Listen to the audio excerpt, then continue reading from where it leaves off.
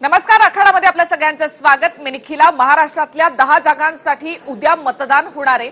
आचारसंहिता लागू आहे, त्यामुळे सुरुवातीला सांगते की या सगळ्यामध्ये आपण खूप जबाबदारीने बोललं पाहिजे. या संदर्भात मत व्यक्त करताना सुद्धा तेवढी जबाबदारीची जाणीव ठेवायला हवी.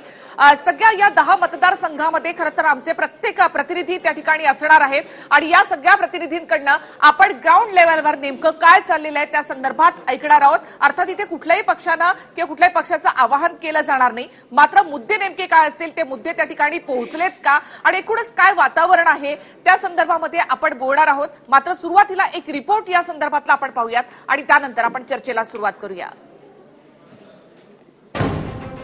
दुसऱ्या टप्प्यात महाराष्ट्रात 10 जागांसाठी मतदान.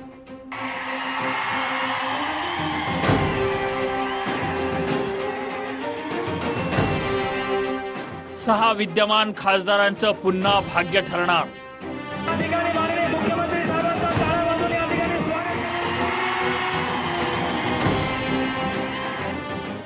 दूसरा टप्पा युतीच्या बाजूने की आघाडी झेप घेणार. और मैंने कहा था शरद राव, जब सरकार में दम होती है तब नेता नहीं बोलते, फौजियों की उंगली बोलती है. मैं आपके सामने चैलेंज करता हूं, नरेंद्र मोदी जी भ्रष्टाचार की बात करते हैं, मैं उनसे डिबेट करने के लिए तैयार हूं. कहीं भी काय जोरात आले होते संघर्ष यात्रा काढून. आपण ज्या दिवशी युती केली त्या दिवशी यांच्या यात्रेच्या रथाचा टायर पंक्चर होऊन गेला. नरेंद्र मोदी आणि अमित शाह या देशाच्या राजकीय क्षितिजावरनं नाहीसे झाले पाहिजेत. या दोघांना तर नाहीच नाही, परंतु या दोघांना मदत होईल अशाही कोणाला मतदान करायचं नाही.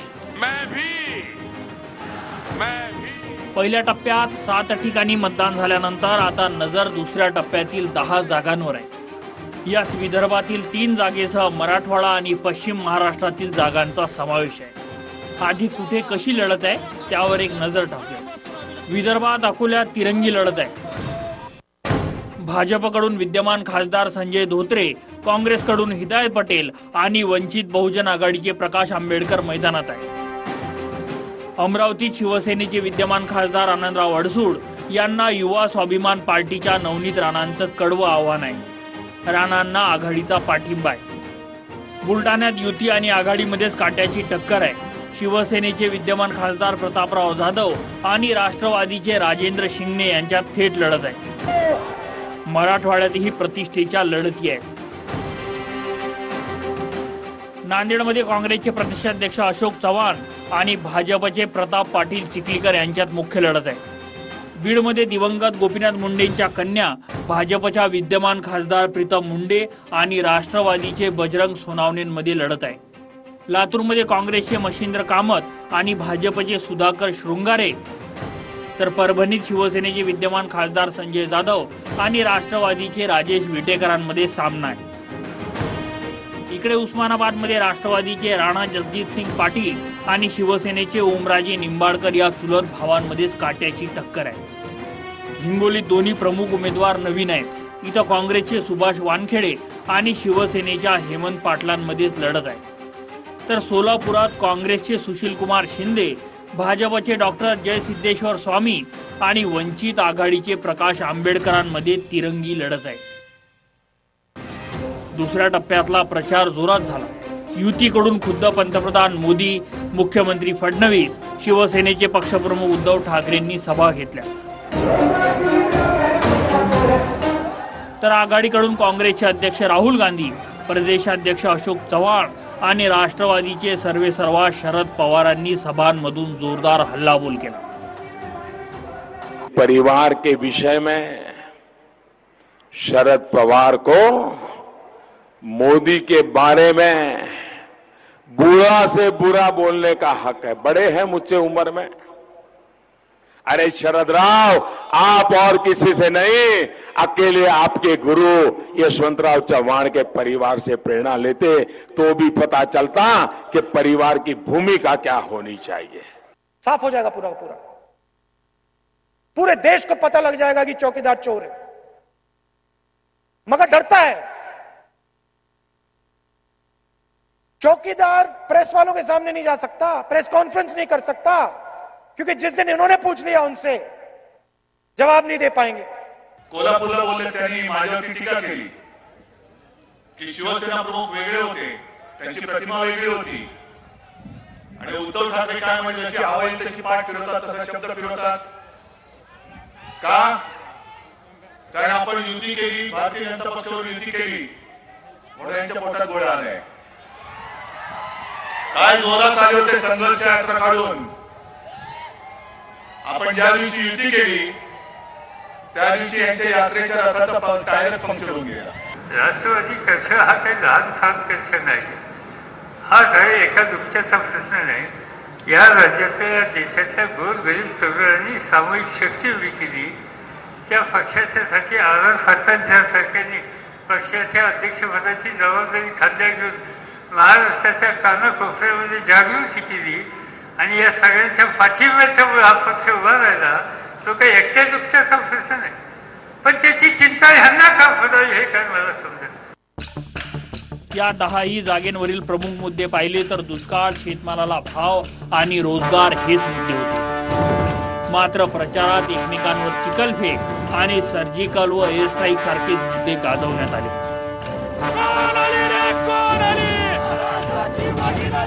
10 जागेपैकी प्रमुख नजर जर पाहिली तर बीडमध्ये मुंडे बंधू भगिनींची प्रतिष्ठा पणाला आहे. सोलापुरात सुशीलकुमार शिंदेची अखेरची निवडणूक आहे.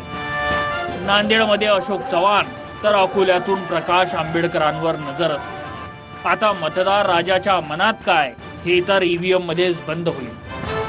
ब्युरो रिपोर्टसह पंकज भनारकर, TV9 मराठी. मराठवाडा, पश्चिम महाराष्ट्र या दोन्ही ठिकाणी आपण जाणार आहोत. तसंच विदर्भामध्ये देखील आपले प्रतिनिधी आपल्या सोबत असणार आहेत, त्यांच्याकडे आपण जाणार आहोत. मात्र आपल्याबरोबर काही गेस्टही आहेत. त्यामध्ये आहेत काँग्रेसचे प्रवक्ते डॉक्टर राजू वाघमारे, भाजपचे ज्येष्ठ प्रवक्ते केशव उपाध्ये आणि ज्येष्ठ पत्रकार राजकीय विश्लेषक सचिन परब आपल्या सोबत आपल्याबरोबर या स्टुडिओमध्ये असणार आहेत. तसंच ग्राउंड झिरोवर आपले प्रतिनिधी सोलापूरवरून दिनेश दुखंडे, अमरावतीवरून गजानन उमाटी, उस्मानाबादमधून राहुल झोरी, औरंगाबाद आणि लातूर, नांदेड या सगळ्या भागाचा आढावा आपल्याला घेतील दत्ता कनवाटे आणि बीडमधून ऋषी देसाई आपल्या सोबत या चर्चेमध्ये सहभागी असतील. थेट आधी आपण सोलापूरमध्ये जाणार आहोत दिनेश दुखंडे यांच्याकडे. दिनेश, तुमच्याबरोबर काही पत्रकार देखील तिथे आहेत. एकूणच सोलापूरमध्ये जर आपण पाहिलं तर किती मोठी लढत ही असणार आहे आणि त्याचबरोबर आचारसंहिता लागू आहे, त्यामुळे तशा प्रकारचं कुठलंही वक्तव्य आपल्याला करता येणार नाही. मात्र सगळ्यात मोठा महत्वाचा मुद्दा त्या भागामध्ये कोणता होता? निखिला, या मुद्द्यावरच आपल्याबरोबर विश्लेषण करण्यासाठी स्थानिक राजकीय विश्लेषक जे वरिष्ठ पत्रकार आहेत प्रशांत माने आणि अविनाश कुलकर्णी, आपण माने यांच्यापासून सुरुवात करणार आहोत. माने सर, सांगाल की निवडणुकीचा प्रचार हा स्थानिक मुद्द्यांवर केंद्रित राहिला की राष्ट्रीय राजकारणाचे मुद्देही आले?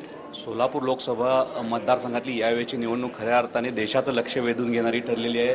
कारण काँग्रेसने इथे सोलापूर लोकसभा मतदारसंघात माजी केंद्रीय गृहमंत्री सुशीलकुमार शिंदे यांना उमेदवारी दिलेली आहे आणि सुशीलकुमार शिंदे यांच्या विरोधात भाजपने विद्यमान खासदार शरद बनसोडे यांचा पत्ता कट करून नौखे महास्वामीजी असं धार्मिक कार्ड खेळलेलं आहे.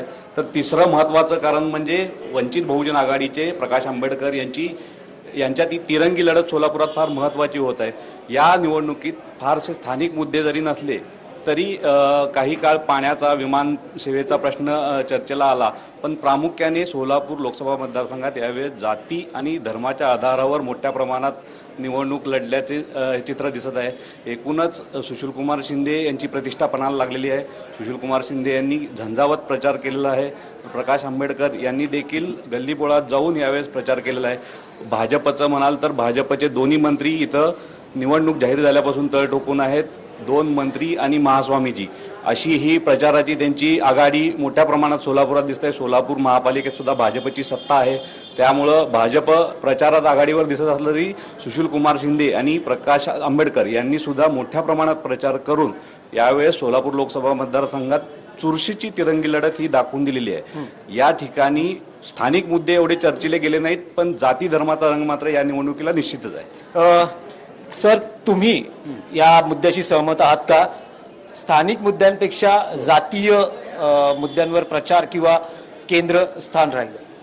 दाखवायला राष्ट्रीय किंवा जिल्हास्तरीय किंवा शहरातले काही मुद्दे होते, पण प्रत्यक्षात जो प्रचार सुरू आहे तो आपापल्या जातीला एकवटण्याचा प्रयत्न सर्वच उमेदवाराच्या समर्थकांकडून सुरू आहे आणि उमेदवारही त्याला प्रतिसाद देतात असं दिसतंय. स्वामींची प्रतिमा वापरण्यासाठीच त्यांना अशा पद्धतीने धार्मिक आहेत आणि अशा पद्धतीनं इथं आणण्यात आलं. भारतीय जनता पार्टीकडनं हा डाव टाकला गेला. याच्याच बरोबर प्रकाश आंबेडकर यांनी आल्यानंतर जे आक्रमकपणे दलित संघटना ज्या एकत्रित केल्या आणि त्यांच्या भोवती त्या आंबेडकर या नावाच्या वलयामुळे जे एकत्रित झाले त्याचं जे वळण गेलेलं आहे ती भीमशक्ती एका बाजूला आणि इतर समाज एका बाजूला आपोआप झालेला आहे. असं एकंदरीत स्वरूप आल्यानंतर मधल्या फळीमध्ये म्हणजे धड इकडेही नाहीत आणि धड तिकडे नाहीत, उजवे नाहीत आणि डावे नाहीत, अशी काँग्रेसची सँडविचची स्थिती झालेली आहे. त्यांना मुस्लिम त्यांनी आता सगळी भिस्त ठेवली ती मुस्लिम समाज आता कुठे जाईल. समाजाला तुष्टी करण्याचं काम प्रकाश आंबेडकर गटाकडनंही चालू आहे, ते काँग्रेसकडनंही चालू आहे. दोन्हीकडे प्रत्येक जातीला विभाजनाचा प्रयत्न या निमित्ताने होतोय. लिंगायत समाजाला ओढण्याचा प्रयत्न निश्चित आणि सवर्ण समाजाला ओढण्याचा निश्चित प्रकार भाजपकडनं घडत आहे आणि तसा प्रचारही सुरू आहे. वरवर जरी पाण्याचा मुद्दा, विमानतळाचा मुद्दा, शहरात बेरोजगारीचा मुद्दा असला तरी हे दिखाऊ आहेत आणि पहिल्यापासून हेच मुद्दे वारंवार शहराचा विकास काही याच्या पुढे जात नाही. प्रत्येक वेळेला आल्यानंतर आपल्या जातीचा आपल्या धर्माचा उमेदवार अशी स्थिती या निमित्तानं. निखिला मॅम, आपण बघू शकतो की कशा पद्धतीनं स्थानिक मुद्दे. जी दिनेश, मी पुन्हा एकदा तुमच्याकडे येणार आहे, मात्र आधी सगळ्यात आधी मला केशव उपाध्यांकडे यासाठी जायचंय, मग आपण इतर प्रतिनिधींकडे आपण जाऊया.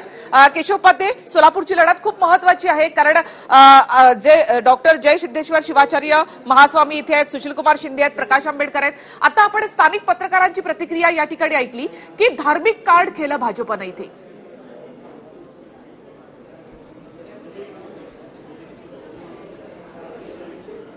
निखिला, एक सगळ्यात गोष्ट म्हणजे ते दोघेही माझे चांगले मित्र आहेत सोलापूरचे, काय तो मुद्दा नाहीये. फक्त मी आठवण करून देऊ इच्छितो, एक साधारणतः एक प्रचार सातत्याने केला जातो. मला आवाज इको येतो, तो जरा फक्त थोडासा कमी करा. सगळ्यात एक महत्वाचा मुद्दा या ठिकाणी आहे की 14 साली नरेंद्र मोदींची लाट होती म्हणून भारतीय जनता पार्टीचा खासदार त्या ठिकाणी निवडून आला आणि खरंय त्या ठिकाणी मोदींची लोकप्रियता प्रचंड होती आणि त्यात होता. पण हे तितकं त्याला अर्धसत्य आहे, कारण ते दुसरा मुद्दा तुम्हाला सांगतो. 1996 त्यानंतर 98 म्हणजे सगळ्यात पर्यंत लिंगराज वल्लाळ तिथे खासदार झाले. त्याच्यानंतर सुभाष बापू देशमुख तिथे खासदार झाले, ते तर मुख्यमंत्री प्रतापसिंह मोहिते पाटील झाले आणि त्याच्यानंतर सुभाष बापू देशमुख झाले. मुख्यमंत्र्याच्या सुशीलकुमार शिंदे यांच्या पत्नीचा पराभव करून झाले. त्यावेळी लाट नव्हती तरी सुद्धा अशा पद्धतीने भारतीय जनता पार्टीचा खासदार यापूर्वी सुद्धा त्या मतदारसंघात निवडून येत होता. नंबर 1. नंबर 2, सोलापूर महापालिका, सोलापूरले विधानसभेत सुद्धा भारतीय जनता पार्टीला सातत्याने यश मिळालं. सोलापूरमध्ये भारतीय जनता पार्टीला मानणारा मतदान करणारा एक मोठा वर्ग आहे, त्याच्यामुळे या ठिकाणी भारतीय जनता पार्टी सातत्याने निवडून येते. त्यामुळे केवळ धार्मिक वर अशी कारण करण्यात अर्थ नाही. भारतीय जनता पार्टीच्या विकासाच्या मुद्द्यावरती लोक मतं देत आहेत. ती 14ला दिली, त्याच्या पूर्वी भारतीय जनता पार्टीचा खासदार निवडून आला होता. त्यामुळे 19 सुद्धा तुम्ही आम्ही जे गेलो आता ते त्या समाजाचे गुरु आहेत. हा दोष आहे का सांगा मला? हा त्यांचा दोष होऊ शकतो का? काय काँग्रेसला असं वाटतं की ह्या धार्मिक हिंदू आहेत म्हणून यांना काही मतदान करायचं नाही, अशी काँग्रेसची भूमिका आहे का? त्यामुळे तेच आहेत तर ते मतदान नक्कीच आपण आवाहन करू शकत नाही आचारसंहिता असल्यामुळे. मी अमरावतीमध्ये जाणार आहे, मात्र राजू वाघमारे यांची एक प्रतिक्रिया मला हवी आहे. राजू वाघमारे, इथे स्थानिक पत्रकारांनी म्हटलं की काँग्रेसचं इथे सँडविच झालं. की सँडविच वगैरे हा काय प्रकार नाही आहे. जो सोलापूरचा विकास जो केलेला आहे तो सगळ्यात जास्त विकासाचा हातभार जर कोणी लावला असेल सोलापूरच्या विकासाला तर तो सुशीलकुमार शिंदेचा हातभार आहे. कारण मी त्या महानगरपालिकेचा प्रभारी होतो. या महानगरपालिकेमध्ये जरी बीजेपीला यश मिळालेलं मात्र सुशीलकुमार शिंदेना एक भावनिक आवाहन त्या ठिकाणी करावं लागलं. एक काँग्रेसची वेगळी डिप्लोमसी सुद्धा दिसली आंबेडकरांना जाऊन भेटण्याची. कसं आहे, काँग्रेसला डिप्लोमसी करायची गरज नाही. पहिली गोष्ट, मगाचा माझा मुद्दा असा होता की महानगरपालिकेमध्ये याच्या अगोदर पण काँग्रेसची सत्ता होती, त्याच्यामुळे काँग्रेस तिथून अजिबात काही नाही हा प्रकार चुकीचा आहे. सोलापूरच्या जडणघडणीमध्ये शिंदेचा वाटा महत्वाचा आहे, हा पहिला मुद्दा. दुसरा मुद्दा असा, तुम्ही जो मुद्दा उपस्थित केला ती भावनिक आव्हान, याच्या अगोदरही शिंदे साहेबांनी स्पष्ट सांगितलेलं की ही माझी शेवटची निवडणूक आहे.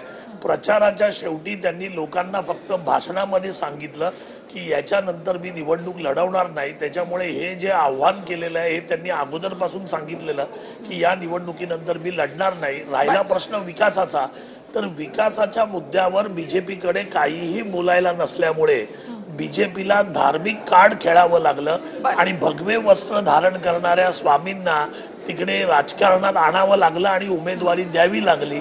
याच्यावरूनच सिद्ध होतं की विकास वगैरे यांच्याकडे काही शिल्लक राहिलेला नाही, राहिलेलं आहे फक्त धर्माचं राजकारण. नक्कीच.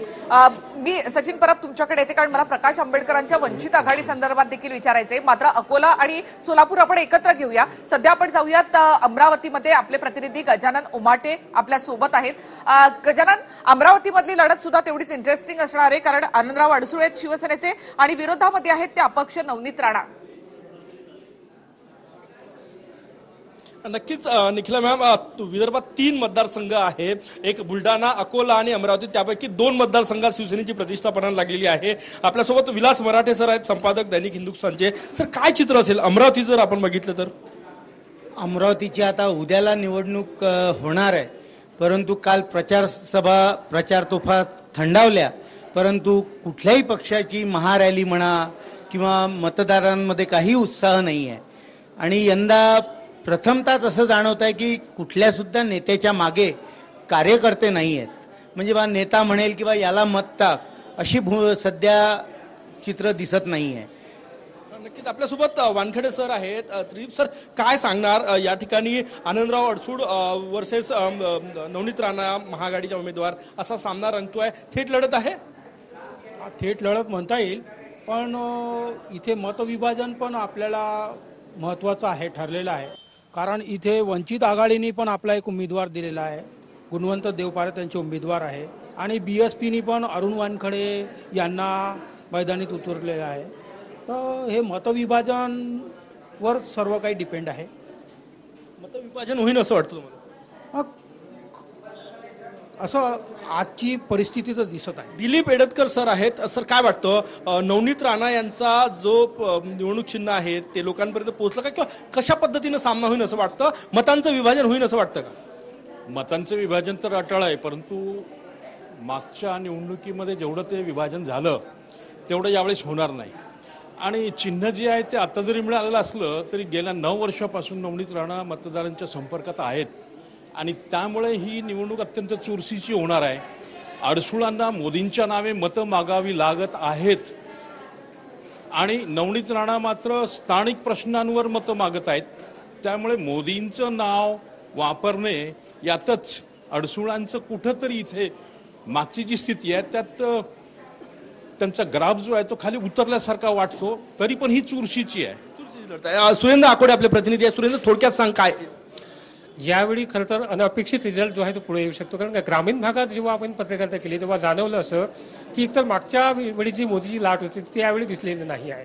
त्यामुळे रिझल्ट जो आहे अनपेक्षित पुढे येऊ शकतो या ठिकाणी. सर, तुमच्याकडे परत येतो एकदा. जवळपास 70% मतदार ग्रामीण आहे इथले, आणि ग्रामीण मुद्द्यासाठी पुन्हा एकदा तुमच्याकडे येते. गजानन, थोडंसं थांबाल. आपण ग्रामीण भागामध्ये सत्ताधाऱ्यांविषयी प्रचंड विरोध आहे. जी बरं, मी येते तुमच्याकडे पुन्हा एकदा येते. गजानन, बीडमध्ये आपण ऋषी देसाई यांच्याकडे जाणार आहोत. ऋषी देसाई, बीड मधली लढत ही मुंडे विरुद्ध मुंडे असंच म्हटली जाते. किती इंटरेस्टिंग वाटतं? सगळे मुद्दे त्या ठिकाणी पोहोचले होते का? कोणता मुद्दा असा महत्वाचा ठरला बीडच्या निवडणुकीत?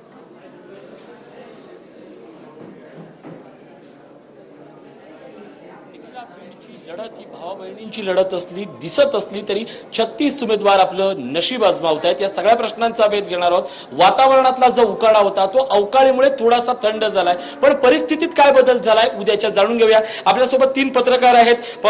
प्रशांत जोशी आहेत, मोहन भाबळे आहेत आणि प्रवीण फुटके आहेत. कुठल्या 3 पक्षांमध्ये आणि नेमकी निवडणुकीचा प्रचार कसा रंगला?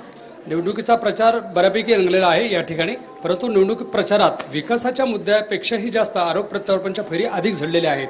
जसं काही सीमारेषेवर भारत पाकिस्तानची सीमा आहे आणि आरोप प्रत्यारोप होत आहेत, अशा पद्धतीनं आरोप प्रत्यारोप होत गेले. मुळात बीड जिल्ह्यात असलेला दुष्काळ, बीड जिल्ह्यात पाण्याच्या टँकरची वाढत असलेली संख्या, या सगळ्या गोष्टीवर खऱ्या अर्थाने प्रचाराचे मुद्दे असणं आवश्यक होतं. काही प्रमाणात ते झालेत नाही असं नाहीये, परंतु त्याच्यावर जास्तीचा भर पाहिजे होता, तो भर दिला गेला नाही. मुद्दा हरवलेली निवडणूक वाटली का तुम्हाला? आश्वासनं दिसली पण मुद्दे दिसले नाही. मुद्द्यावरून वैयक्तिक आरोप प्रत्यारोपावर ही निवडणूक शेवटच्या टप्प्यामध्ये आली. आणि मला या ठिकाणी सांगायचं आहे की जरी ह्या दोन्ही राष्ट्रवादी भाजप ह्या तुल्यबळ जरी लढत असली तरी या जिल्ह्यामध्ये वंचित आघाडीच्या जो उमेदवार आहे विष्णू जाधव यांनी सुद्धा या ठिकाणी आपलं आव्हान या जिल्ह्यात निर्माण केलेलं आहे. ह्या वंचित आघाडीच्या उमेदवारावर ह्या दोन पक्षाचं भवितव्य निश्चितच पुढे दिसणार. जातीय राजकारणाची, कौटुंबिक राजकारणाची एक समीकरणं इथे दिसली. ही सगळी समीकरणं निकालात किती दिसतात बीड चर्चा आता या उद्याच्या दिवशी? लोकसभेची जी निवडणूक आहे या लोकसभेच्या निवडणुकीमध्ये बीड जिल्ह्यामध्ये नक्कीच जातीपातीचं जे राजकारण आहे हा मुद्दा मोठ्या प्रमाणावर संपूर्ण निवडणूक प्रक्रियेमध्ये आलेला आहे आणि त्यामुळे काही ना काही अंशी जरी आजपर्यंत झालेला नसलं तरी आता मात्र यावर्षी काही ना काही अंशी याच्यामध्ये जिल्ह्यामध्ये जातीचा इफेक्ट आपल्याला त्याच्यामध्ये दिसून नक्कीच या निवडणुकीमध्ये येणार आहे. नक्कीच जशी मी पुन्हा एकदा येते. अर्थात मराठवाड्यामध्ये दुष्काळ आहे, मात्र इथे गडकरींनी म्हटलं होतं की मराठवाड्याचा आपण कॅलिफोर्निया करू. तर त्याचं काय होतंय? सचिन परब आपल्या सोबत असणार आहेत, राजकीय विश्लेषक. आपण त्यांची प्रतिक्रिया घेणार आहोत आणि त्यानंतर आपण जाणार आहोत उस्मानाबादमध्ये. एक छोटासा ब्रेक इथे घेऊयात आणि आपण लगेच परत येऊया. महाराष्ट्रातल्या 10 जागांसाठी उद्या मतदान होणार आहे. आचारसंहिता सुरू आहे, त्यामुळे सगळ्यांनीच थोडंसं जपून आणि जबाबदारीने बोलावं असं आवाहन मी पुन्हा एकदा करते. आणि उद्या सगळ्यांनी मतदानासाठी बाहेर पडावं. मराठवाडा, पश्चिम महाराष्ट्र आणि विदर्भ या 10 जागा आहेत तिथे मतदारांनी मतदानासाठी बाहेर पडावं असं आवाहन आम्ही इथे करतोय. सचिन परब आपल्या सोबत आहेत. सचिन परब, आतापर्यंत आपण स्थानिक पत्रकारांच्या प्रतिक्रिया या ठिकाणी ऐकलेल्या आहेत. प्रत्येकानं म्हटलं एकतर धार्मिक मुद्दा, धार्मिक कार्ड, जातीपातीचं राजकारण, विकासाचा मुद्दा कुठेच नव्हता. तुम्ही तुमच्या नजरेतनं काय पाहिलं? नाही, विकासाचा मुद्दा कुठेच नव्हता हे धक्कादायक आहे, म्हणजे वाईट वाटण्यासारखं, क्लेशकारक आहे. कारण विकासाच्या मुद्द्यावरच निवडणूक लढली गेली पाहिजे. पण आपण हे म्हणताना देखील हे लक्षात घ्यायला पाहिजे की आपल्या देशामध्ये अजूनही प्रत्येकाचा विकास जातीवर अवलंबून आहे. कारण अनेक ठिकाणी जातीमुळे अनेकांच्या संधी नाकारल्या जातात आणि मग अशा वेळेस सर्व प्रकारचा विकास जातीवर येऊन थांबतो. मी असं अनेकदा लिहिलंय की जिथे प्रेम पण पोटजात बघून केली जाते तिकडे आपण निवडणुकीचं विश्लेषण जातीच्या शिवाय कसं काय करणार? जिकडे मतदारच आपलं मतदान हे जातीच्या नुसार ठरवतात तिकडे उमेदवार हा जातीच्या नुसारच ठरवला जाईल. त्याच्यामुळे जातीची समीकरणं सध्या तरी आपल्या देशातल्या सर्व राजकारणाचा विचार केला गेल्यास आपल्याला ती करावी लागतात आणि प्रत्यक्ष निवडणूक देखील त्याच्यावर लढवावी लागते. ही वस्तुस्थिती आहे आणि मग त्याच्यासाठी कुठलाही पक्ष, भले तो काँग्रेस असू दे किंवा राष्ट्रवादी असू दे, भाजप असू दे किंवा वंचित बहुजन आघाडी असू दे, कोणी देखील त्याच्यापासून अपवाद नाही आणि तिथे जातीच्या समीकरणांवर ही लढाई लढली जाते. हे वस्तुस्थिती आहे. अनेक पातळीवरच्या पत्रकारांना तर स्पष्टपणे दिसतंय, आपण पण ती समजून घ्यायला हवी असं मला वाटतं. नक्कीच. राजू वाघमारे, परब सर म्हणाले ती गोष्ट खरी आहे की जातीच्या याच्यावर राजकारण होत आहे आणि प्रत्येक पक्षात तसं केलं जात आहे. पण काही ठिकाणी जर तुम्ही बघाल तर जिथे ज्यांची जात किंवा ज्यांचा धर्म जास्त आहे अशांना उमेदवारी पण दिली जात नाही. तिकडे ज्यांची लोकसंख्या फार कमी आहे त्यांना उमेदवारी दिली जाते. म्हणजे काँग्रेसमध्ये पण असं झालंय की जिथे बौद्ध धर्मियांची संख्या जास्त आहे तिकडे दुसऱ्या धर्माला, पोटजातीला आपण उमेदवारी दिली आहे. त्याच्यामुळे प्रत्येक ठिकाणी राजकारणात आपण संख्या बघून देत नाही तर मग उमेदवार किंवा मग उमेदवाराची निवडून येण्याची क्षमता, मग त्याची जात जरी कमी असेल तरी मग त्याला दिली जाते. असा प्रकार पण घडतो. त्याच्यामुळे आपण प्रत्येक पक्षाची एक गणित असतात, ती प्रत्येक पक्षाची रणनीती असते. निखिल, हे जे राजूजी बोलले ते काही अंशी म्हणजे जिथे फार मोठा उमेदवार आहे, म्हणजे उदाहरणार्थ सुशील कुमार शिंदे, तर सुशील कुमार शिंदेची जात पाहिली जाणार नाही, स्पष्ट. पण तरीही जातीची गणित जुळवली जाणार, गणितही जुळवली जातातच, ही वस्तुस्थिती आहे. एवढंच फक्त नमूद करा. नक्कीच. केशव पाते, मगाशी मुद्दा निघाला, स्थानिक पत्रकारांचं असं म्हणणं होतं की विकासाचा मुद्दा कुठेच नव्हता. प्रत्येक भाषणामध्ये एकतर पुलवामा, पाकिस्तान किंवा बालाकोट हेच मुद्दे सगळ्यात जास्त होते.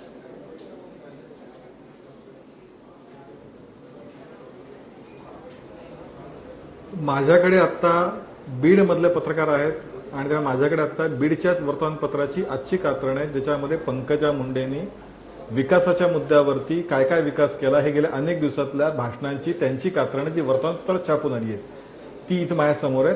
ती हवी असेल तर तुमच्याकडे येतील, हवी असेल तर तुम्हाला आता पाठवतो, ती दाखवतो सुद्धा. तो मुद्दा नाहीये. एक लक्षात घेतलं पाहिजे, मगाशी आमचे मित्र सचिन परब यांनी एक मुद्दा मांडला की जाती केवळ जातीच्याच आधारावरती होतं, किंबहुना जातीच्या आधारावरती राजकीय पक्ष राजकारण करायचे ते करत होते. परंतु याला पहिल्यांदा धक्का देण्याचं काम जर कोणी केलं असेल तर ते भारतीय जनता पार्टीने केलं. 2014ची निवडणुकीमध्ये सबका साथ सबका विकासाची ज्या आम्ही साथ घातली त्यावेळी सर्व जातीपातीच्या भिंती तोडून लोकांनी मतदान केलं आणि म्हणून 2014 साली दिलीप गांधींसारखा उमेदवार जो जातीनुसार नगरमध्ये अल्पसंख्याक असू शकतो तो सुद्धा निवडून आला. अशी मी अजूनही बाकी उदाहरणं पण देऊ शकतो. त्यामुळे हा विषय भारतीय जनता पार्टीपुरतं बोलायचं तर हा विषय की जातीपातीवरती नेण्याचा आमचा कधीच नाही. आता असं आहे की मीडियाला अनेकांना त्यातला तोच भाग, ज्यावेळी तुम्ही म्हणता विकासाच्या मुद्द्यावरती, आजच पंतप्रधानांनी पण सांगितलंय मी विकासाच्या मुद्द्यावर सुद्धा बोलतो, पण मीडियाला किंवा बाकी सगळ्या गोष्टींना त्यातला पुलोमाचा भाग किंवा बाकीच्या गोष्टी ज्या असतात त्यात जास्त दिसतात आणि स्वाभाविकपणे लगेच असं म्हणाल की बघा विकास कुठे आला. मुख्यमंत्री आता विकासाच्या आम्ही आमचे सर्व नेते विकासाच्या मुद्द्यावरती बोलतायत. हा त्याचा दुसरा मुद्दा.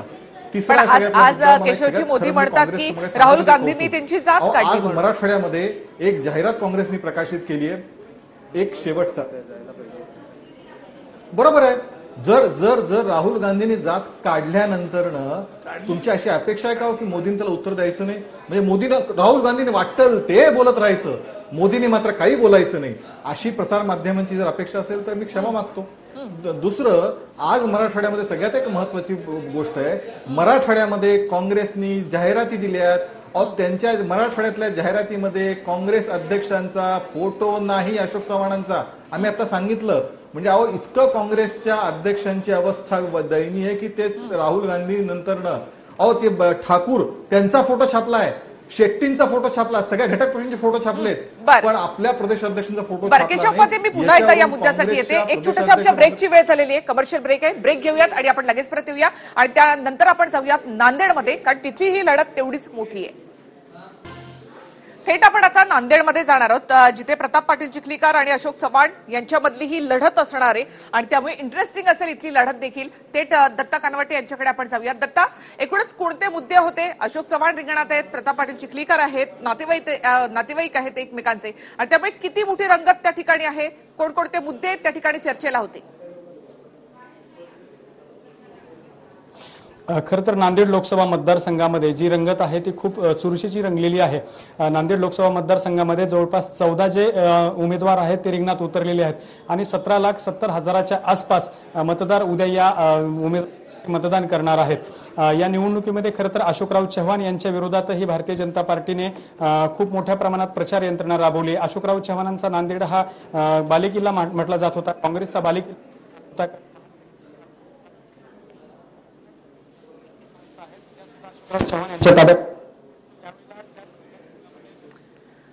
दत्त, तुमचा आवाज येत नाही. मी पुन्हा एकदा थोडासा ठीक करायला सांगते आणि पुन्हा तुमच्याकडे येते. मात्र सचिन, मला याच विषयावर बोलायचंय की अशोक चव्हाण एकेकाळी म्हणायचे की हिंगोली आणि नांदेड हे दोन्ही मतदारसंघ खरं तर अशोक चव्हाणांनी 2014च्या मोदी लाटेमध्ये सुद्धा राखले होते. त्यामुळे याही वेळेला त्याच कॉन्फिडन्सनं अशोक चव्हाण लढतील असं वाटत होतं. मात्र अशोक चव्हाणांचं एका सभेमधलं वक्तव्य होतं की नांदेड म्हणजे काही अशोक चव्हाणांची जहांगीरी नाही. काय अर्थ होता याचा? आम्हाला चक्रव्यूहात अडकवलंय वगैरे देखील ते म्हणाले होते. तो जो कॉन्फिडन्स आपण म्हणता आहात की मागच्या निवडणुकीमध्ये होता, या वेळेला तो दिसला नाही. विशेषतः मोदींची जी सभा झाली त्याच्यानंतर तो कॉन्फिडन्स गेल्यासारखा वाटला. म्हणजे मोदींची जी सभा होती त्याच्यामुळे त्याचं वातावरण त्या मतदारसंघातलं पूर्णपणे बदलून गेलं. इतकी मोठी सभा होती आणि महाराष्ट्रातली पहिली प्रभावी सभा झाली नरेंद्र मोदींची. त्याच्यामुळे त्या सभेच्या नंतर पूर्ण मतदारसंघातलं वातावरण बदललंय. पण निश्चितपणे तेव्हा आपण हेही लक्षात घ्यायला पाहिजे की त्याच्यानंतर एक पुरेसा वेळ आपल्या बालेकिल्ल्यामध्ये काम करायला अशोक चव्हाणांना मिळालेला आहे. आता देखील तिकडे जी कट टू कट फाईट सुरू आहे, एकदम टफ फाईट सुरू आहे, त्याचं आपण पूर्ण श्रेय हे भाजपच्या रणनीतीला द्यायला पाहिजे. एक असा तळागाळातला उमेदवार त्यांनी दिलेला आहे आणि त्यांची जी फाईट आणि जातीय समीकरण, विशेषतः जो तिसरा वंचित बहुजन आघाडीचा उमेदवार आहे भिंगे, यशवंत भिंगे, तो एक महत्वाचा फॅक्टर ठरतोय. पण तो कोणाला मारक ठरेल हे देखील आपण पाहिलं. आणि अर्ध श्रेय आपण राज ठाकरेंना सुद्धा देऊया. रंगत वाढवली आहे त्यांनी निवडणुकीमधली. बरं, मी थोडंसं दत्ताकडे जाते आणि त्यानंतर केशव उपाध्याय आणि राजू वाघमारे यांच्याकडे. दत्ता, आवाज येतोय आता माझा? आवाज व्यवस्थित झाला असेल तर आपल्याला स्थानिक पत्रकारांच्या प्रतिक्रिया घ्यायच्या.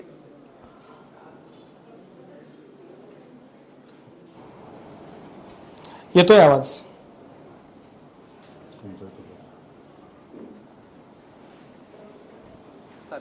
जी दत्ता. खरं तर नांदेड लोकसभा मतदारसंघामध्ये ही रंगतदार निर्माण झालेली आहे, कारण त्या ठिकाणी 2 महत्त्वाच्या सभा झाल्या. एक होती नरेंद्र मोदी यांची आणि दुसरी होती राज ठाकरे यांची. त्यामुळे सुद्धा चुरस पाहायला मिळालेली आहे. आपल्यासोबत 2 पत्रकार आहेत, सुशील कुलकर्णी आणि जयदेव डोळेसर आहेत. मी सर्वात प्रथम सुशील कुलकर्णी यांच्याकडे जातो. सर, नांदेड लोकसभा मतदारसंघाचं जर समीकरण पाहिलं तर काय चित्र निर्माण होईल? नांदेड लोकसभा निवडणुकीमध्ये आज तरी अशोकराव चव्हाणांना बंदिस्त करण्यात भाजप यशस्वी झालेली आहे हे दिसतंय. त्यांना नांदेडमध्ये गुंतवून ठेवण्यामध्ये भाजपला यश मिळालेलं आहे. पण अशोकरावांचा पराभवच होईल असा तर्क मांडणं या स्थितीला जरा घाईचं होईल आणि ते मला वाटतं तसं होणार पण नाहीये. अशोक चव्हाण एका चांगल्या स्थितीमध्ये आहेत, पण एक नक्की आहे की मराठवाड्यामध्ये जी अशोक चव्हाणांना ताकद लावता आली असती, बाजूच्या हिंगोली मतदारसंघात, लातूर मतदारसंघात ताकद अशोक चव्हाणांना लावता आलेली नाही आहे. एक अगतिक स्थितीमधलं नेतृत्व अशी अशोक चव्हाणांची अवस्था नांदेडमध्ये करण्यामध्ये भारतीय जनता पार्टीच्या रणनीतीला, भारतीय जनता पार्टीच्या सगळ्या एकूण आखणीला ते यश मिळालेलं आहे. आणि प्रताप पाटील चिखलीकर हे त्यांचे परंपरागत सगळे गोष्टी माहीत असलेले विरोधक आहेत आणि त्यासोबत बाकीच्या उमेदवारांच्या मध्ये एवढे तुल्यबळ उमेदवार नसल्यामुळे ही सरळ सरळ लढत होणार आहे. अशोक चव्हाण मागच्या वेळेला विजयी झालेले आहेत, अगदी लाटेमध्ये विजयी झालेले आहेत. त्यामुळे त्यांना तो विजय राखण्यासाठीची जी धडपड करावी लागते आहे ती धडपड मला वाटतं भाजपचं यश असेल. पण विजयाच्या शक्यता, पराभवाची शक्यता असं म्हणणं जरा धाडसाचं आणि घाईचं होईल. ओके, विजयाची आणि पराभवाची शक्यता सांगता येत नाही असं सुशील कुलकर्णी म्हणतात. परंतु वंचित बहुजन आघाडीमुळे सुद्धा काही समीकरणं बदललेली आहेत. जयदेव डोळे सर आपल्याकडे आहेत. सर, काय सांगाल, नांदेडचं जे गणित आहे, यशपाल भिंगे यांच्या उमेदवारीमुळे काही चित्र बदलू शकेल? बदलू शकेल किंवा परिवर्तन होईल असं काही मला वाटत नाही. कारण कसं आहे की जातीय अस्मिता फार टोकदार असतात. त्यातच अॅट्रॉसिटी, नामांतर आंदोलन, नंतर मंडल आयोगामुळे जी सत्ता मिळालेली ती, अशा अनेक गोष्टींमुळे प्रत्येक छोट्या जातीला आपल्या जातीय अस्मिता फार प्रखर बनवण्यामध्ये यश आलेलं आहे. त्याच्या सत्तेची जोड मिळालेली आहे, आरक्षण आणि सवलती आहेत. तर कोणी कोणाच्या हाताखाली काम करायचं, कोणी कोणाचं नेतृत्व करायचं आणि आम्ही प्रतिनिधित्व करायला सबळ असताना दुसरे प्रतिनिधी का म्हणून घ्यायचे अन्य जातींचे, उत्पन्न झाले. तिथेच काय सगळीकडेच उत्पन्न झाले. त्याच्यामुळे मला असं वाटतं की भारिप बहुजन महासंघाचा प्रयोग फसला होता. त्याच्या जागी वंचित बहुजन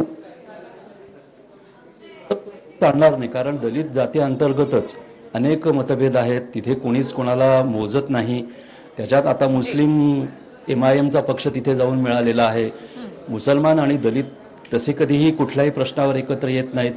त्याच्यात मराठवाड्यामध्ये निजामशाहीचा असा एक काळ येऊन गेला की तिथे बाबासाहेबांनी आवाहन केलं होतं की निजामाविरुद्ध लढा. आता बाबासाहेबांचा नातू निजामाच्या पक्षाच्या बरोबरीने. तर असे अनेक पेच आणि अनेक असे प्रसंग, असे अनेक द्वंद्वात्मक परिस्थिती तयार झालेली आहे की कोणी कोणाला मतदान करावं आणि ते एकगठ्ठा मतदान होईल अशी अपेक्षाच करवत नाही. त्याच्यामुळे मला असं वाटतं की बहुजन वंचित या आघाडीचा तसा काहीही फरक पडणार नाही. परत एकदा येणार आहे दत्ता तुमच्याकडे. मात्र आपण उस्मानाबादमध्ये राहुल जोरी यांच्याकडे जाणार आहोत. मात्र एक प्रतिक्रिया आपण इथे राजू वाघमारे आणि केशव उपाध्ये यांची घेणार आहोत. केशव उपाध्ये, अक्षरशः तुम्ही अशोक चव्हाणांना तिथे एकतर बांधून ठेवलं, त्यामुळे त्यांना संपूर्ण राज्यामध्ये आपल्या पक्षाचा प्रचार करता आला नाही. मात्र राज ठाकरेंनी मात्र तुम्हाला दखल घ्यायला भाग पाडलं.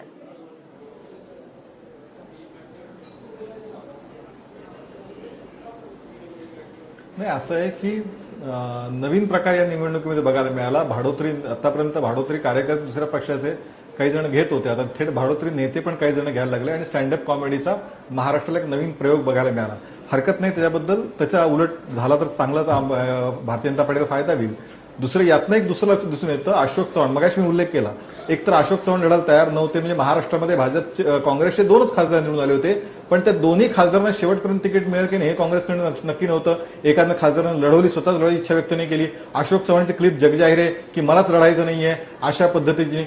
जो नेता, जो सेनापती सुरुवातीलाच लढाई हरला आहे, तो नेता जिंकेल हे म्हणजे ज्याला स्वतःला कळतं की आपण जिंकत नाही, त्या नेत्याला बळजबरीने घोड्यावर बसवण्यात आलं आणि त्या निवडायला लावलं, तर त्याचं काय होणार. आणि म्हणून मी चक्रवर्ती अडकलोंचा एक नेता म्हणतो, महाराष्ट्रात कुठे ते प्रचार जात नाहीत. दुसरं सोलापूरचे शिंदे म्हणतात माझी शेवटची निवडणूक आहे. म्हणजे काँग्रेसने स्वाभाविकपणे काँग्रेसकडे मुद्दे नाहीत, त्याच्यामुळे अशा पद्धतीची नकारात्मक, निराशाची स्थिती आणि जातीचं राजकारण करण्याचा प्रयत्न काँग्रेस पक्षाने केला. राजू वाघमारे बोला. असं आहे की राजकारणाचं ज्ञान कमी असलं की अशा प्रतिक्रिया ऐकायला मिळतात. अशोक चव्हाण महाराष्ट्र प्रदेश काँग्रेसचे अध्यक्ष आहेत अध्यक्षांनी निवडणूक लढवू नये असं त्यांचं स्वतःचं मत होतं, कारण महाराष्ट्रात त्यांना सगळीकडे फिरून जेवढ्या जागा आहेत त्याचा प्रचार करता आला असता. त्याच्यामुळे त्यांचं पहिल्यापासून चालू होतं की मला इलेक्शन लढायचं नाही. त्याच्यामुळे पक्ष तिकीट देतोय की नाही हे जे स्वप्न काही जण म्हणतायत हे म्हणजे त्यांच्या स्वप्नाला दाद दिली पाहिजे. राहिला प्रश्न दुसरा की अशोक चव्हाणांना भाजप यशस्वी झालं असं आपण जे म्हणताय ते जरा आपण पडताळून बघायला पाहिजे. कारण रोज एक दिवसाआड अशोक चव्हाण नांदेडच्या बाहेर सभा करतात, परत येतात. काल स्वतः अशोक चव्हाण हिंगोलीमध्ये होते, हिंगोलीतून परत आले. त्याच्यामुळे चक्रव्यूह वगैरे हा काही प्रकार नाही.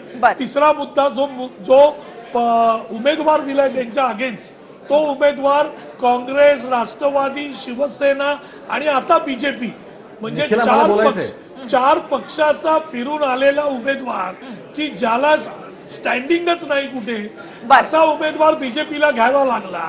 त्याच्यातच त्यांचा पराभव दिसून येतो. केशव पाध्ये, अगदी थोडक्यात बोलाल? मला पुढे उस्मानाबादला जायचंय. निखिला मला बोलायचंय अगदी 30 सेकंदात.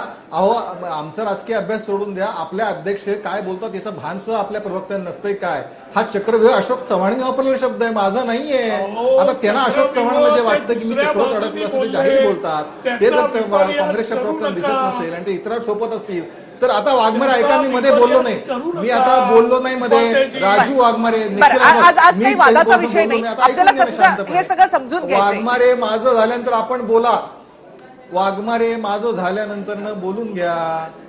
त्यामुळे मुळामध्ये दुसरी गोष्ट, अहो मला एक माझं सांगा, आज मराठवाड्यामध्ये मी तुम्हाला जाहिरात आता दाखवतो, अशोक चव्हाणांचा फोटो मराठवाड्यातल्या जाहिरातीमध्ये काँग्रेसच्या नाही. अहो तिथे ठाकूरांपासून सगळ्या घटक पक्षांच्या नेत्यांचे फोटो आहेत. आपण काँग्रेसच्या प्रदेशाध्यक्षांचा फोटो मराठवाड्यातल्या जाहिरातीत असू नये यापेक्षा काँग्रेसच्या दुरावस्था काय असू शकते. आता फोटो दाखवतो आम्ही, प्रेस कॉन्फरन्स सांगितलं. इतर आपल्या मतदारसंघात आपल्याला जाता येणार नाही. असं कसं मराठवाड्यामध्ये आवाहन करताना परभणीमध्ये मी तुम्हाला जाहिरात दाखवतो. जे नक्कीच उस्मानाबादमध्ये आपण जाणार आहोत. राहुल झुरी आपल्या सोबत आहेत. राहुल, तुमच्याबरोबर देखील काही पत्रकार आहेत. उस्मानाबाद मधली निवडणूक जी आहे या सगळ्यामध्ये ती देखील ओमराजे निंबाळकर आणि राणा जगजित सिंग यांच्या समोरासमोर जरी ही लढत असली तरी ओमराजे निंबाळकर यांना खरं आव्हान असेल ते रवी गायकवाड यांचं देखील. त्यामुळे कशा प्रकारची निवडणूक किंवा रंगत या सगळ्यामध्ये असणार आहे? निखिल, एकत्रित बघितलं तर उस्मानाबाद ही मतदारसंघ जो आहे तो व्हिडिओ क्लिप्स, खालच्या पातळीचं राजकारण, अनेक मुद्द्यांना खरं तरी वादग्रस्त अशी निवडणूक ठरलेली. आपल्यासोबत ज्येष्ठ पत्रकार बेदमुता सर आहेत. सर, पहिल्यांदाच खरं तर मराठवाड्यातलं सगळ्यात जास्त लक्ष ह्याच्याकडे होतं. काय कुठल्या मुद्द्यांवर सगळं झालंय, काय वाटतं आत्ताचं राजकारण? उस्मानाबादची निवडणूक ही खरीच सध्या इथं दोन दादामध्ये होत आहे. युतीकडून इथं ओमदादा आणि आघाडीकडून राणादादा असे दोन उमेदवार आहेत. हे दोन्ही उमेदवार सध्या तुल्यबळ आहे. फॉर्म भरण्याच्या टप्प्यापर्यंत ही निवडणूक इथली एकतर्फी होईल आणि याच्यामध्ये आघाडीचे उमेदवार राणादादा हे पुढे राहतील असं वातावरण होतं. पण यानंतर आघाडीच्या वतीनं किंवा राष्ट्रवादी काँग्रेसकडून एक व्यंगचित्राचं एक वार सुरू झालं. त्याच्यानंतर त्यांनी काही आत्महत्याच्या अनुषंगाने काही क्लिप्स प्रसिद्ध केल्या आणि याचा अनुकूल परिणाम होण्याच्या ऐवजी आता जनमानसामध्ये या बाबीचा प्रतिकूल परिणाम होत चालला असून याचा फटका राष्ट्रवादीला बसेल असं सध्या तरी चिन्ह आहे. राष्ट्रवादीला या मुद्द्यांचा फटका बसू शकतो. दुसऱ्या एका मुद्द्यांकडे निखिला मी घेऊन जातोय. खरं तर काँग्रेस आणि राष्ट्रवादी, तर दुसरीकडे भाजप आणि सेना, दोन्हींकडे कुठेतरी अंतर्गत गटबाजी आहे. काय वाटतंय जिल्ह्यातलं राजकारण कशा पद्धतीने नेमकं सुरू काय आहे जिल्ह्यात, काय स्थानिक राजकारण काय? उस्मानाबाद जिल्ह्यामध्ये आतापर्यंतच्या राजकारणात काँग्रेस आणि शिवसेना आणि राष्ट्रवादी आणि काही ठिकाणी भाजप मिळून काम करत होते, सत्ता उपभोगत होते. परंतु मोदी फॅक्टरमुळे असं झालेलं आहे की सगळ्यांना आपल्या लाईन धरून काम करावं लागायला लागले. याच्यामध्ये मतदारांच्या समोर जाताना कार्यकर्त्यांची जरी गोची होत असली तरी मतदार मात्र मोदी फॅक्टरमुळं सध्या ओमराजेच्या फेवरमध्ये असल्यासारखं सध्या वाटतंय. ग्रामीण भागातले अनेक प्रश्न असे आहेत की ज्याच्यावर चर्चा व्हायला हवी होती त्या याच्यावर कुठलीही चर्चा झालेली नाही. व्यक्तिगत आरोप प्रत्यारोप मध्येच ही निवडणूक आतापर्यंत शेवटच्या आलेलेच नाही आहेत. निखिला, स्थानिक मुद्दे सुधाकर झोरी होते सकाळचे आहेत आपल्यासोबत. राजाभाऊ देखील आहेत. राजाभाऊ, वंचितचा मुद्दा राज्यात सगळीकडेच वंचितनं बऱ्याच जणांना व्हेंटिलेटरवर टाकले, त्रास दिलाय. उस्मानाबादमध्ये नेमकं वंचितनी काय केलं? वंचित आघाडीचा बऱ्यापैकी प्रचार चालू आहे या मतदारसंघात. विशेष सांगायचं म्हणजे नीती आयोगाच्या अहवालामध्ये उस्मानाबाद जिल्हा म्हणजे विकासात्मक म्हणजे 3 नंबरला आहे. असे असताना विकासात्मक मुद्दे ह्या निवडणुकीमध्ये कुणीही उचलले नाहीत. सर्वसामान्याचा जिव्हाळ्याचा प्रश्न म्हणजे रेल्वेचा प्रश्न असताना सुद्धा एकाही उमेदवाराने म्हणजे खास त्याला प्रसिद्धी दिलेली नाही. आणि त्यामुळं वंचित बहुजन आघाडी संदर्भात जर आपण बोलायचं झालं तर वंचित बहुजन आघाडी किती मतदान घेते याच्यावर या मतदारसंघातलं गणित अवलंबून आहे असं एक मला वाटतं. सभा देखील मोठ्या मोठ्या इथं झाल्या होत्या. उद्धव ठाकरेंची सभा झाली, अनेक बड्या नेत्यांची देखील राहुल, मी पुन्हा एकदा येते. आपल्या छोट्याशा ब्रेकची वेळ झालेली आहे. मात्र ब्रेक नंतर देखील इतर सगळ्या मतदारसंघाचा आढावा आपल्याला घ्यायचा आहे. मराठवाड्यामध्ये एकूण 6 जागा असणार आहेत. तर मराठवाड्यामध्ये काय नेमके मुद्दे असतील, खरंच त्या मुद्द्यांपर्यंत, विकासाच्या मुद्द्यापर्यंत पोहोचलेत का सगळे उमेदवार, त्यावर देखील बोलणार आहोत. सचिन परब आपल्या सोबत असतील, तेही याचं विश्लेषण करतील. एक छोटासा ब्रेक इथे घेऊयात आणि आपण लगेच परत येऊया. ब्रेक नंतर आपलं पुन्हा एकदा स्वागत. सचिन, या सगळ्या निवडणुकीमध्ये जसं मी मगाशी म्हटलं गमतीने की राज ठाकरेंनी एक रंगत आणली. नांदेड आणि सोलापूरमध्ये त्यांनी सभा घेतली. भरकटलेली निवडणूक त्यांनी थेट मुद्द्यावर आणली, विकासाच्या मुद्द्यावर आणली. किती परिणामकारक ठरेल असं वाटतं? नाही, हे विकासाच्या मुद्द्यावर ही निवडणूक पूर्णपणे आणली असं म्हणणं खूपच धाडसाचं होईल. चर्चेचा विषय निश्चित राज ठाकरे आहेत, पण राज ठाकरे हा पूर्ण निवडणुकीतला काही मध्यवर्ती प्रवाह नाही हे देखील आपण समजून घ्यायला पाहिजे. त्यांच्या सभांना जास्त गर्दी होते, चांगली गर्दी होते. अत्यंत वेगळ्या पद्धतीने ते आपलं प्रेझेंटेशन करतात. अशा पद्धतीचं प्रेझेंटेशन आपण यापूर्वी कुठल्याच राजकीय नेत्याकडून पाहिलेलं नाही. आणि ते जे काय आहेत, जे रंगतदार करतायत ते खूपच छान आहे, त्याच्याबद्दल काहीच वाद नाही. पण त्याच्यामुळे या निवडणुकीचा मुख्य प्रवाह जणू काही राज ठाकरे आहे अशातला भाग नाही. राज ठाकरे किती टक्के लोकांवर प्रभाव टाकू शकतील, तर राज ठाकरे जे दोन्हीकडचे बांधील मतदार आहेत त्यांच्यावर प्रभाव टाकू शकतील का, तर बिलकुल वाटत नाही. ते कोणत्या मतदारांवर प्रभाव टाकू शकणार आहेत, तर जे मधले कुंपणावरचे मतदार आहेत त्यांच्यावर प्रभाव टाकणार आहेत. आणि कुंपणावरच्या देखील कोणत्या मतदारांवर प्रभाव टाकणार आहे, तर त्याच्यापैकी जे तरुण मतदार आहेत त्यांच्यावर प्रभाव टाकतील असं मला तरी वाटतंय.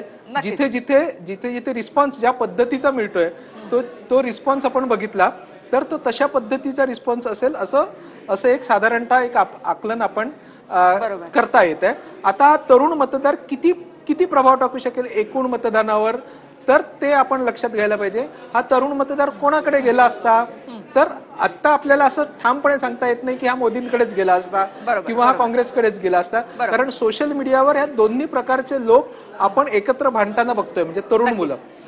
त्याच्यामुळे आपण असं म्हणू शकत नाही की हे दोन्ही मुद्दा बदलेल किंवा फार मोठं हे घडेल अशातला भाग नाही.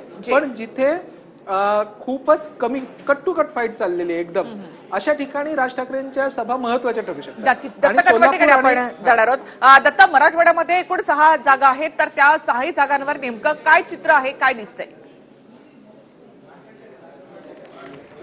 मराठवाड्यातल्या ज्या 6 लोकसभेच्या जागा आहेत तर त्या लोकसभेच्या जागांवरती लढाई जी आहे ती चुरशीची झालेली आहे. सुशील कुलकर्णी आपल्यासोबत आहेत. सर, या 6 जागांचा तुम्हाला अभ्यास आहे, काय सांगाल?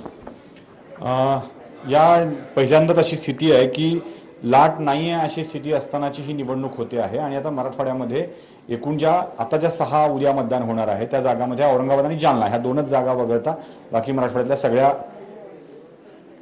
3 जागी काँग्रेस लढत आहे, 3 जागी राष्ट्रवादी लढत आहे. भाजप आणि सेना यांची विभागणी पण आहे. परभणी, उस्मानाबाद वगळता बाकी सगळ्या ठिकाणी इथे भाजप आपलं नशीब आजमावत आहे. बहुतेकांचे एकूण कौल बघता नांदेडमध्ये उत्तम पद्धतीनं काँग्रेसनं काम केलेलं आहे. नांदेडमध्ये काँग्रेससाठी चांगली स्थिती आहे. लातूरमध्ये काँग्रेस गड राखेल की नाही अशी शंका तिथे वाटते आहे. या बीडचा गड भाजप राखणार आहे का नाही आहे याविषयी चर्चा सगळीकडे चालू आहे. पण मला माझ्या माहितीप्रमाणे की आता या 6 जागांच्या पैकी प्रत्येक जण आपापले गड शाबूत राखेल आणि थोडासा बदल जो काही होईल तो दोन टोकाच्या 2 लोकसभा मतदारसंघामध्ये होईल. हिंगोली आणि उस्मानाबाद ही जी 2 लोकसभा मतदारसंघ आहेत, या 2 लोकसभा मतदारसंघात मात्र आता मागच्या वेळेस झालेल्या निकालाच्या थोडंसं परिवर्तन होण्याची शक्यता नाकारता येत नाही. शक्यता नाकारता येत नाही असं म्हणतात. सर, तुम्ही काय सांगाल, ह्या ज्या 6 जागा आहेत कसं चित्र असेल? गंमत अशी आहे की गेली 4.5 वर्ष शिवसेनेनं शेतीचे आणि दुष्काळाचे प्रश्न उपस्थित करून भाजपलाच अडचणीत आणलं. आता गंमत अशी झाली की प्रश्न आणि समस्या त्याच आहेत, उमेदवार फक्त बदलले किंवा यांनी चेहरे बदलले, प्रश्न तसेच आहेत. त्याच्यामुळे जमीन नांगरून ठेवली आणि तिचा लाभ काँग्रेस राष्ट्रवादीला होणार आहे. कारण दुष्काळ आणि शेतीचे प्रश्न तर सुटलेले नाही आहेत. त्यामुळे शिवसेनेची अशी दुहेरी दुटप्पी भूमिका राष्ट्रवादी आणि काँग्रेसच्या पथ्यावरच पडणार आहे. कारण शिवसेना इतके दिवस शेतकऱ्यांच्या बाजूने बोलायची, आता सरकारच्या बाजूने बोलतीये. त्याच्यामुळे तिची भूमिका नेमकी कोणती, तर समस्या हाताळण्यात काँग्रेस आणि राष्ट्रवादी आता दुहेरी जोमानं पुढे येते. कारण शिवसेनेनं उपस्थित केलेले प्रश्न अधिक यांचे. तर अशा पद्धतीनं शिवसेनेला जास्त फटका बसण्याची शक्यता या ठिकाणी व्यक्त केली जाते. नक्कीच धन्यवाद सगळ्या प्रतिनिधींचे. आणि केशव उपाध्ये, राजू वाघमारे आणि सचिन परब, धन्यवाद तुमचेही. तुम्ही या चर्चेमध्ये सहभागी झालात. या सगळ्या मुद्द्यांवरून उद्या जेव्हा मतदान करण्यासाठी बाहेर पडेल त्यावेळेला हे सगळे मुद्दे त्याला मतदान करताना महत्वाचे ठरणार आहेत. आणि सगळ्याच मतदारांनी मतदान करण्यासाठी बाहेर पडावं असं आवाहन आम्ही TV9 मराठीकडून करतोय. या चर्चेमध्ये आपण इथे थांबूयात. नमस्कार. हा व्हिडिओ तुम्हाला आवडला असेल तर असे आणखी व्हिडिओ पाहण्यासाठी TV9चं YouTube चॅनल सबस्क्राईब करा, बेल बटन दाबा. ताज्या घडामोडींसाठी लॉग ऑन करा TV9marathi.com.